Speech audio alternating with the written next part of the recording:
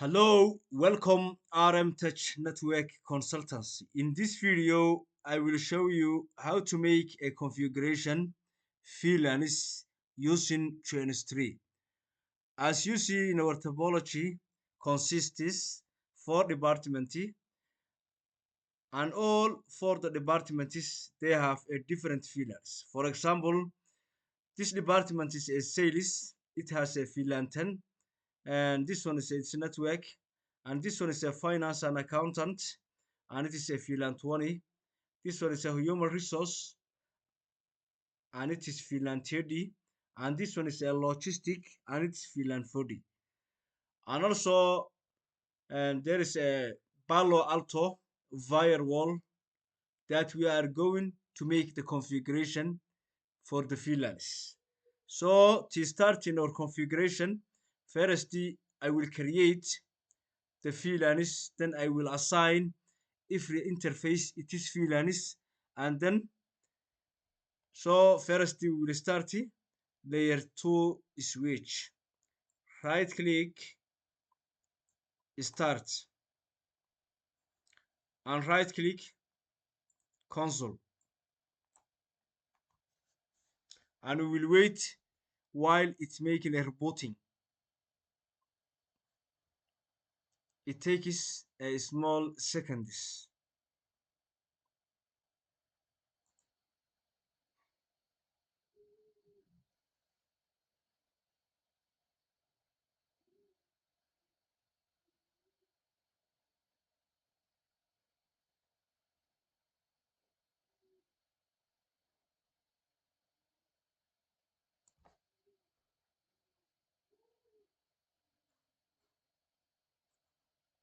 In our first step, we will create the VLANs.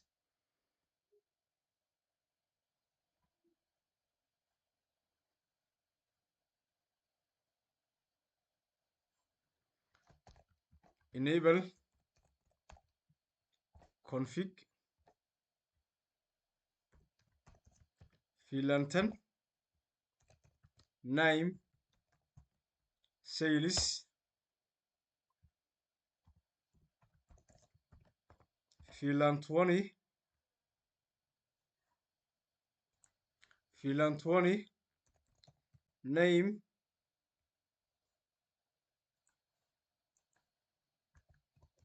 name finance name finance VLAN 30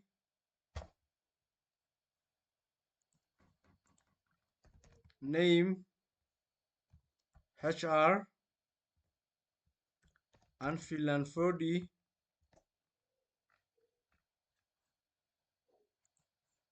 name logistic. Now I create the VLANs. In the next step, I will assign every interface it is VLAN. Exit.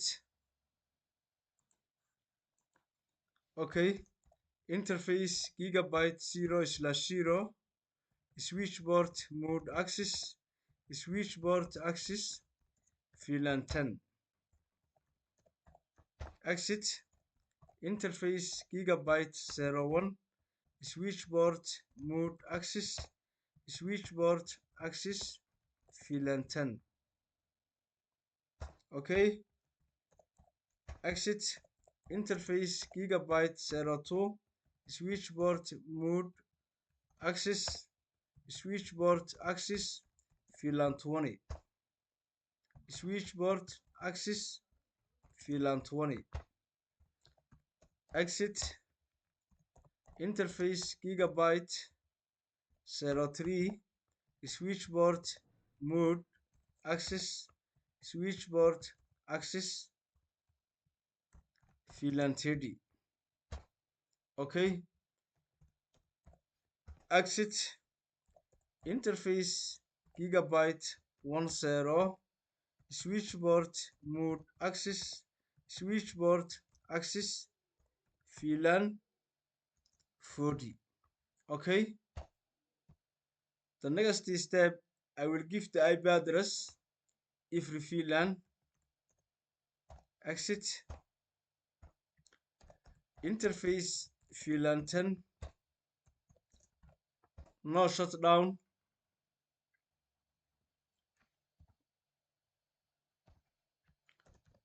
IP address 192.168.10.1 255.255.255.0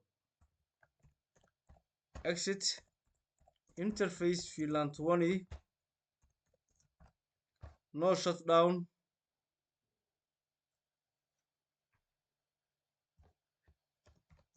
IP address 192.168.20.1 255.255.255.0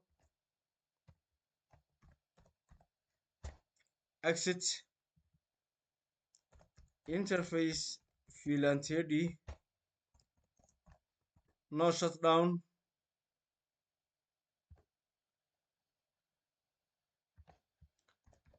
IP address 192.168.30.1 255.255.255 class C IP address exit interface VLAN 40 no shutdown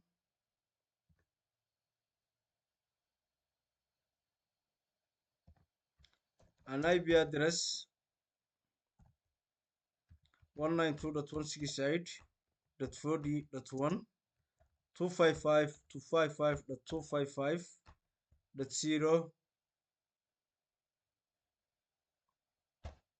and don't forget to write IP routing and it is important and then end and save your configuration. Write memory.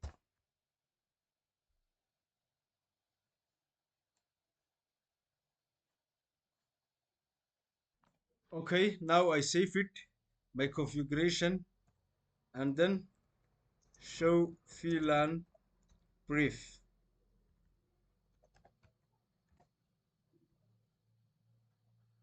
You see VLAN 10 I assign gigabyte 0/0 and gigabyte 01. Gigabyte 0/0 is this interface that is connected directly into the firewall and I assign VLAN 10. Okay, this one is a VLAN 10, VLAN 20, VLAN 30. Okay, and also finance I assign gigabyte 02 and HR VLAN 30 gigabyte 03 and for the logistic gigabyte 10. Now I finish for the configuration layer 2 switch, Cisco layer 2 switch.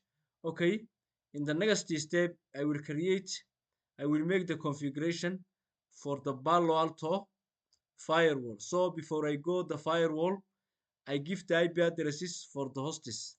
Right click, start, and this one is a VLAN 10 console IP 192.168.10.100/24 and it is default gateway is 10.1. Good. Okay, come to VLAN 20 hosty or PC. First start and second console IP 192.168.20.100/24 and it is default gateway is 20.1. Good. Okay, come to VLAN 30 PC, right click, start,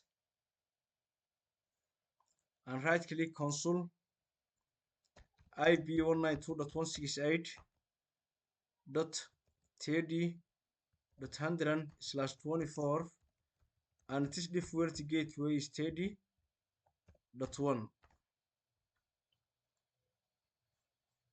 Okay, come to last VLAN, VLAN 40.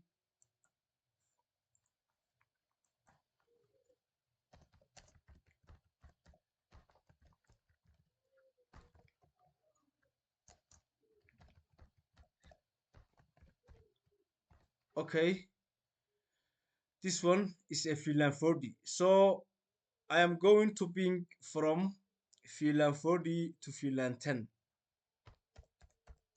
Ping 192.168.10.100. Yes, in VLAN 4D can ping or can reach in VLAN 10. Okay, let's check. VLAN 4D can ping a VLAN 20. Ping 192.168.20.100. Yes, and also VLAN 4D and VLAN 20 they can ping. Okay, let's check. VLAN 30. Yes, it means in our VLAN they can ping to each other. Okay, let's go into Palo Alto Firewall configuration. Right click, start, and right click console.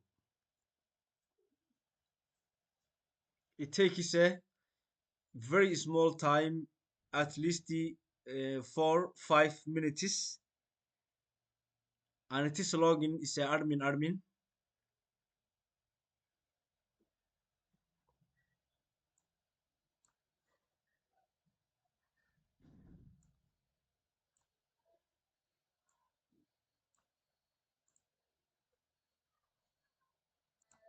Okay, the username is a admin and the password is a admin, and then you will continue admin, admin, admin, admin,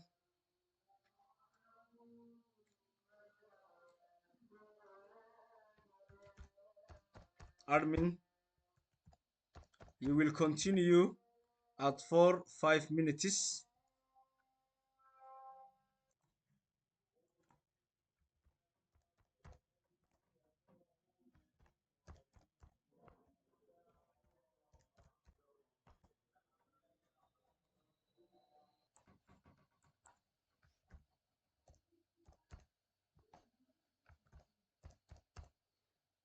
Admin.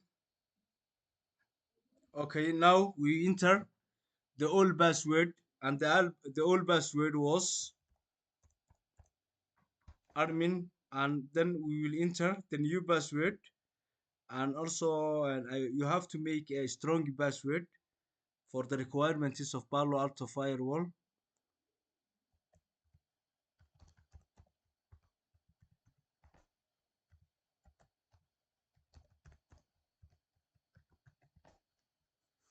Okay, now I am the inside of FortiGate Firewall. Okay, show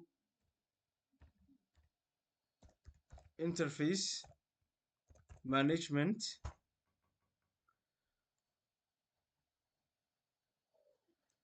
This one is the IP address that gives the fire and FortiGate firewall dynamically.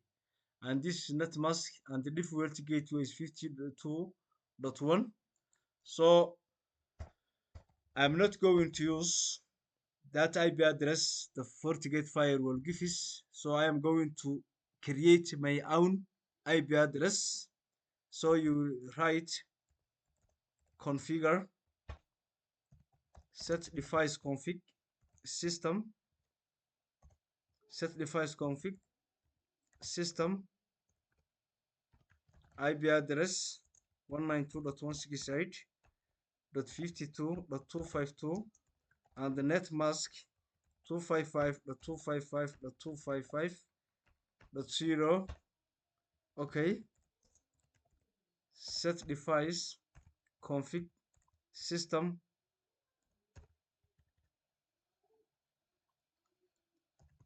default 192.168.52.1. Okay, set device config system DNS servers,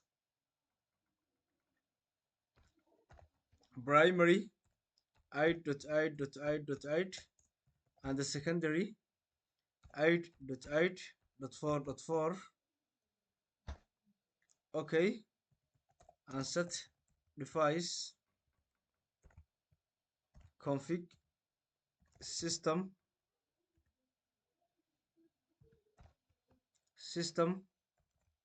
type static. Okay, and then save your configuration.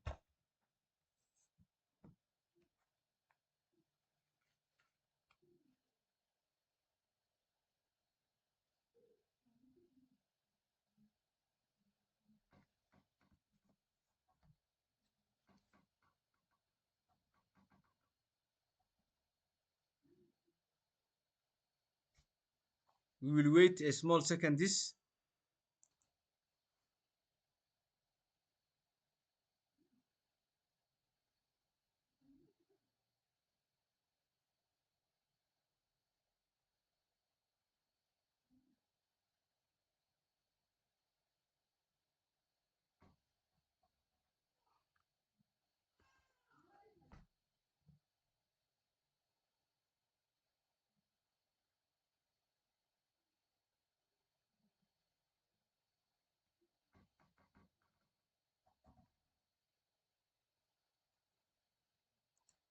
now the configuration committed is successfully.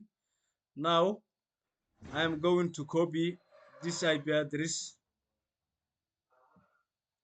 Now I will copy the IP address that I create in my own for statically, and it is 192.168.52.252. And then I will go the Firefox of my laptop.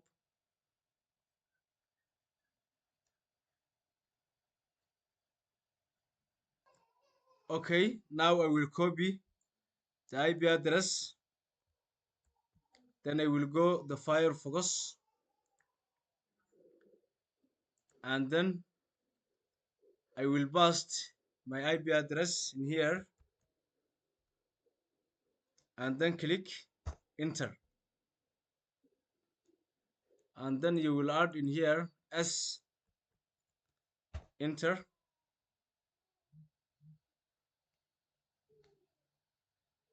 Yes, now we are the dashboard of FortiGate Firewall. Enter admin and the password. Enter the new password that you created. Okay, don't update. We will wait while it makes for the dashboard.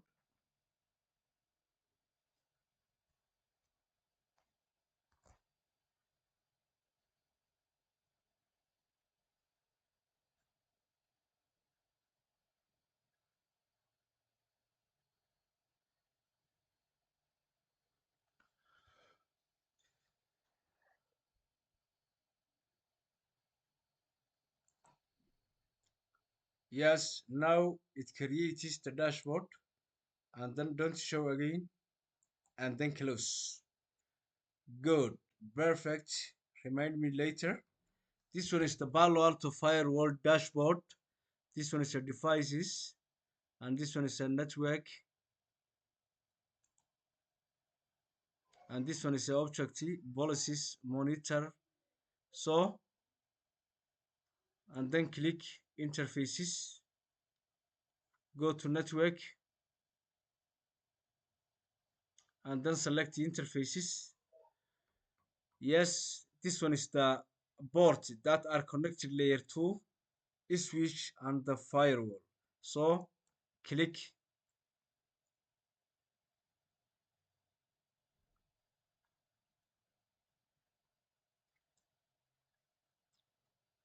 OK. Then select the tab layer 3 switch. Good. And the virtual router, select the default and the security zone, click, and then I will create a security zone, create new zone,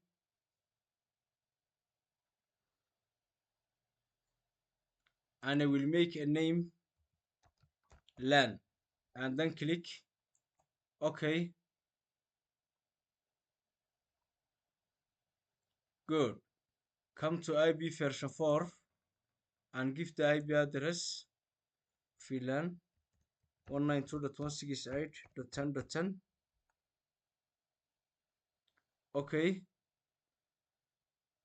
Come to the advanced and go to management profile and create a management profile,